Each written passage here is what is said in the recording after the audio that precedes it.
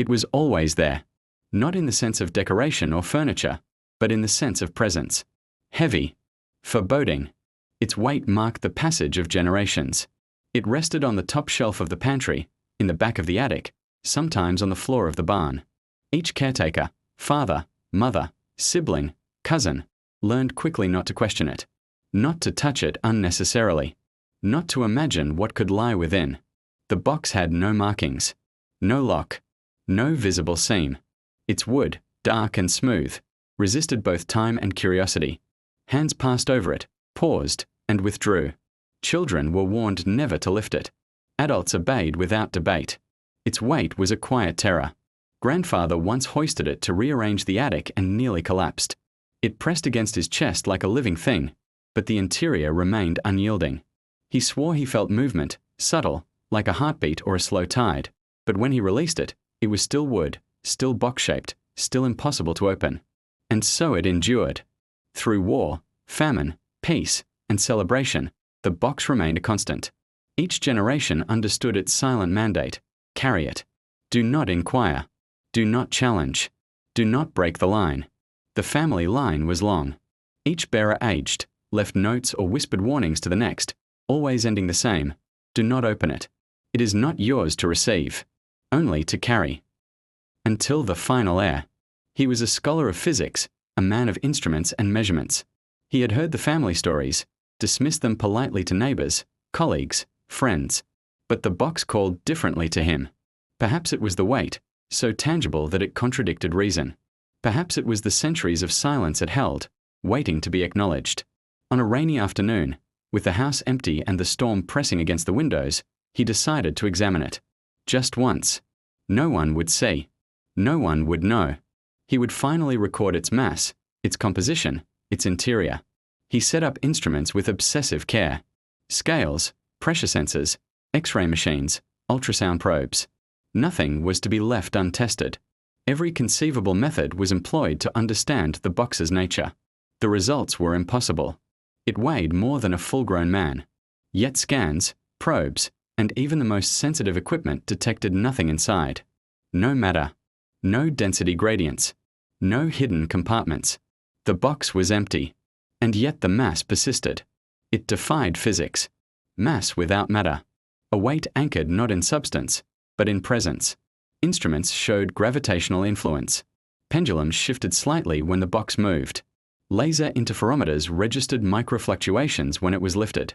The scholar repeated tests, exhausted, incredulous, terrified.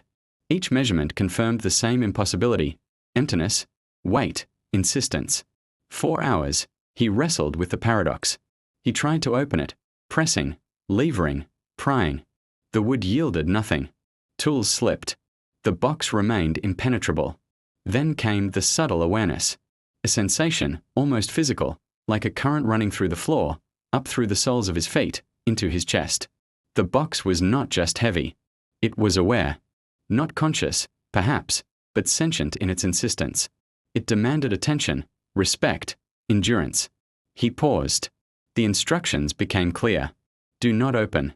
Do not claim. Do not pass beyond. To receive was impossible. To carry was the gift. In the days that followed, he observed the pattern. Each previous bearer had done the same, lived under its weight, managed it, obeyed it. The box was a legacy not of knowledge, nor of treasure, nor of power. It was a testament to endurance, to responsibility, to silence. Word spread quietly within the family.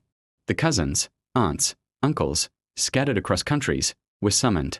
Each confirmed what had been feared. The line was at an end. None would continue it. None would carry. Some had tried and failed to resist. They were no longer willing. The final decision was unanimous. They would end the line. It was not a matter of violence, nor even self-interest. It was acknowledgement. The box had chosen its final heir. And he, too, knew that to receive it fully would be to burden the world beyond measure. So the house was prepared. The box remained in its place of honor. Instruments were set to record, to observe, to understand, but not to interfere. The family gathered quietly, each one bearing the invisible load of the past, the weight of responsibility passed down silently for centuries. No one opened the box. They carried it together. Symbolically, spiritually, collectively, they understood that the gift was not meant to be possessed. It was meant to be endured, carried, a chain that linked generations, and which could only break when there were no more hands to hold it. In the final hours, the scholar recorded everything meticulously: the measurements, the mass, the mysterious emptiness.